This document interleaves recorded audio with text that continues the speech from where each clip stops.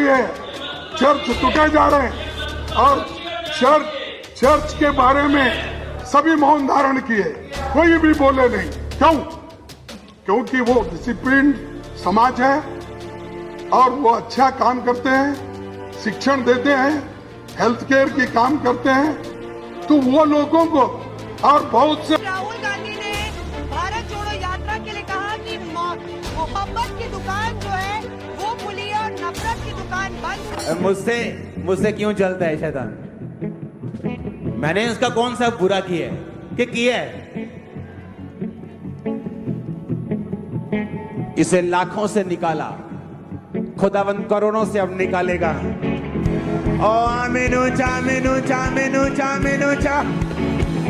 Apostle जी अपने सुनो, शैतान को क्या लगता है?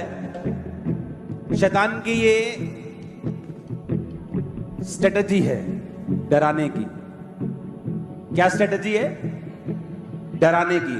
जब भी आपको कोई डराता हुआ मिले, वो उसमें से शैतान बोल रहे हैं। पाकिस्तान में लोगों को बहुत डराने की कोशिश है, क्रिश्चियन लोगों को। चर्चिस के ऊपर अटैक किए गए। पिछले 10 सालों का इतिहास देख लो।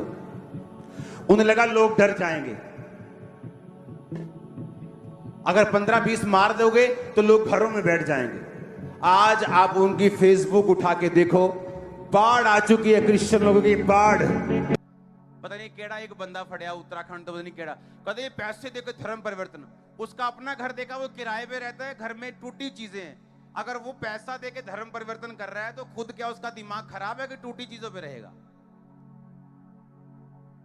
पैसा देके मुझे चाहिए पैसा। है कोई क्रिश्चियन को देने वाला? मैं क्रिश्चियन बनने के लिए तैयार हूं, मुझे दे दो पैसा। मुझे तो आज तक नहीं मिला कोई। आई तो लभते फिरते भाई, ले आओ चर्च से लाइए पैसे चाहिए। हालेलुया। यहां कोई फॉरेनर नहीं है जो 200 करोड़ 100 करोड़ भेज रहा है, 10 करोड़ भेज रहा है। हमारे अपने ही लोग हैं जो सपोर्ट कर रहे हैं। आप लोग बना रहे हैं, परमेश्वर बना रहा है इसको। आमीन। मुझे तो मिला नहीं आज तक। मैं तो अभी तक ढूंढ रहा हूं कि कहां मिलते हैं पैसे। मैं बनने के लिए तैयार हूं, मुझे दो पैसे, पर है ही नहीं कोई। यूएफओ देखा कभी? यूएफओ जैसे वो है ना इंटरनेट पे, और असली कभी दिखा नहीं।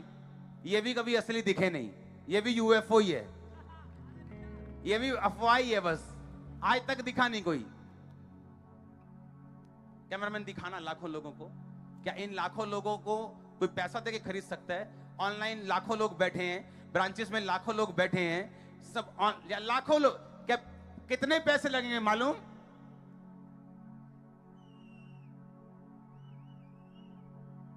इतने लोगों को अगर एक लाख रुपए भी दो तो कितने हजार करोड़ लगेंगे। अगर इतने हजार करोड़ होता तो टेंट में होते हम। कहां गई बुद्धि तुम्हारी? कहां चरने गई है? बुला लो वापिस। कहां बुद्धि गई तुम्हारी?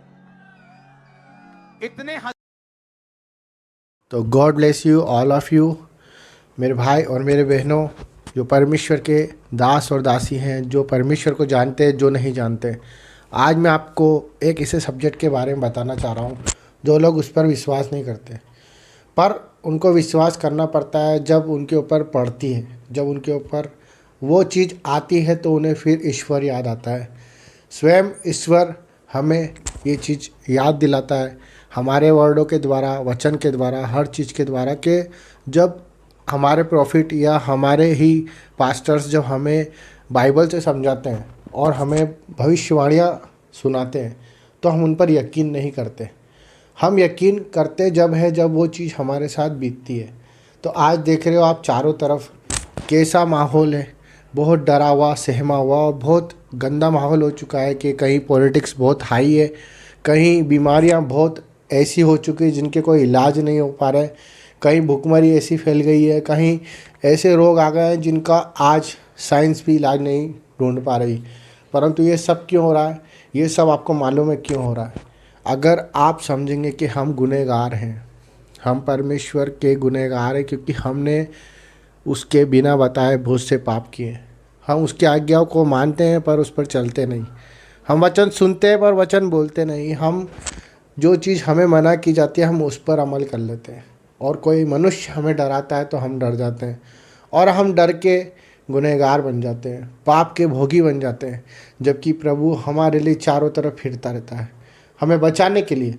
वो हर एक जन से प्रेम करता है, हर एक जन से। ऐसा नहीं उसके लिए कि कोई पापी है, कोई पुण्य है या कोई जात धर्म, कोई वो एक चींटी के लिए भी और एक मनुष्य के लिए भी समान प्रेम रखता है, जो उसे मानता है, जो उसे कबूल करता है, जो उसको जानता है।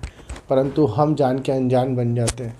हमारी मूर्खता ये है कि हम प्रभु की बातों को, बाइबल की बातों को हम उसे सुने और समझें और उस पर यकीन करें और अपने भाइयों पर उस चीज़ को हम बताएं। हम ऐसा ना करें कि वो चीज़ को हम अपने अंदर रख लें, क्योंकि हो सकता है कि कोई गुनहगार बच सके।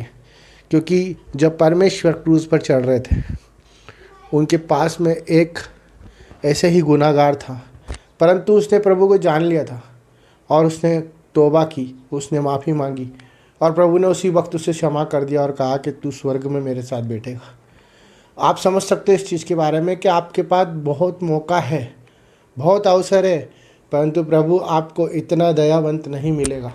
आपका पिता, आपकी माता, आपके भाई भी आपको माफ़ नहीं करते हैं, आपका पड़ोसी आपको माफ़ नहीं करता, परंतु प्रभु पल भर में आपको माफ़ करने वाला है।